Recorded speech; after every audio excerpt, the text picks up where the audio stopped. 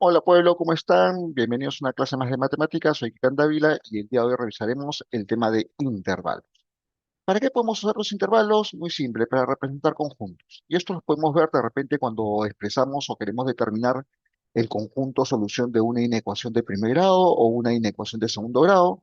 O también, si ya vieron el tema de funciones, para representar el dominio o el rango de una función, ya sea función lineal, función cuadrática, lo que fuese.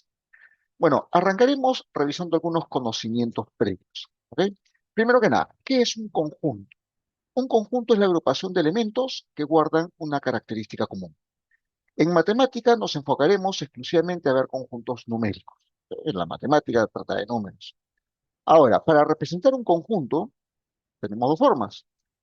Los conjuntos los podemos representar por comprensión o por extensión.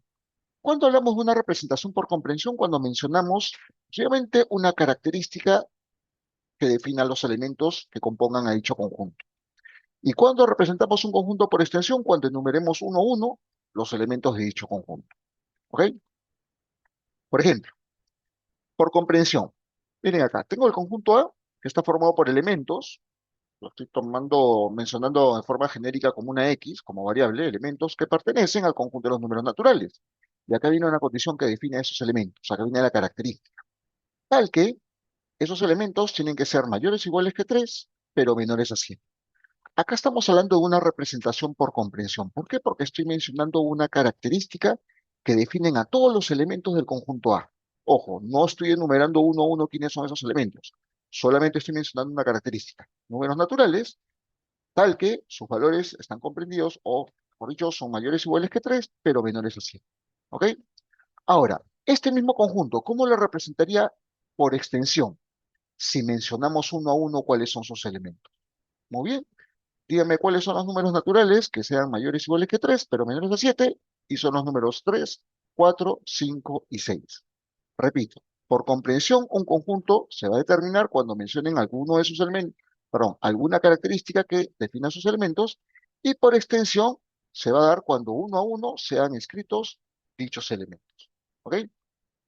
Ahora, cuando los elementos de un conjunto son números contables, se van a representar, o mejor dicho, se va a utilizar la siguiente simbología para su representación.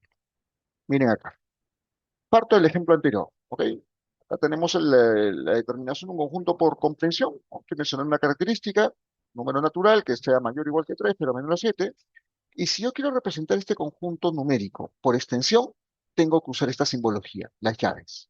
¿Por qué? Porque sus elementos son contables. ¿A qué me refiero? Números, ¿a qué me refiero? No con ese término contable. Números mayores o iguales que 3 pero menores a 7 y que sean números naturales. Son números que los puedo mencionar uno a uno. 3, 4, 5, 6. ¿Ok? Los puede mencionar. Y cuando puedas mencionar los elementos de un conjunto numérico, para representarlo por extensión, empleas las llaves. Ahora, ¿qué ocurre cuando quiero representar por extensión a un conjunto numérico cuyos elementos sean no contables?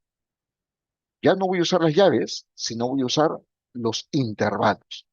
Ahora, para su representación por comprensión siempre se usan las llaves, ¿no? Acá estoy mencionando solamente la característica que va a definir a sus elementos. Acá siempre uso las llaves. Pero si quiero representarlo por extensión, tengo que usar los intervalos. ¿Por qué? Yo sé que acá el primer elemento lo puedo mencionar es el número 3.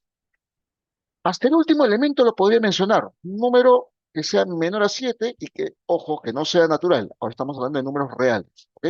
Que sean menores a 7, podría decir es el número 6.9 periódico puro. Ya, me las puedo recursar, pero lo puedo mencionar. Pero a ver, dime cuál es el segundo elemento del conjunto. Si el primero es 3, el segundo sería 3.0000000. No podría ni siquiera definir cuántos ceros voy a poner antes de colocar la primera cifra 1. ¿Por qué? Porque estamos ya hablando de conjuntos de los números reales. Y los números reales son todos los números que conozcas. Positivos, negativos, decimales, enteros, fracciones. Cualquier número es un número real. Cualquier número que existe es un número real. Por lo tanto, entre 3 y 7 hay infinitos números. No los puedo enumerar uno a uno. Son elementos no contables. Como resumen, para representar un conjunto numérico por comprensión, vamos a usar las llaves siempre. ¿Por qué? Porque ahí estamos mencionando tan solo una característica que define a sus elementos. Números naturales que estén en este rango, números reales que están en este rango. Pero cuando queramos representar un conjunto numérico por extensión, ahí sí hay que tener mucho cuidado con la simbología que vamos a utilizar. Si los elementos son contables, usamos las llaves. Uno a uno menciono los elementos y lo encierro entre llaves. Y si los elementos que componen a dicho conjunto son elementos no contables, uso los intervalos. Y esto es lo que vamos a trabajar el día de hoy, los intervalos. ¿Ok? Este es el primer de 7 videos que van a componer este tema. Nos vemos en el segundo.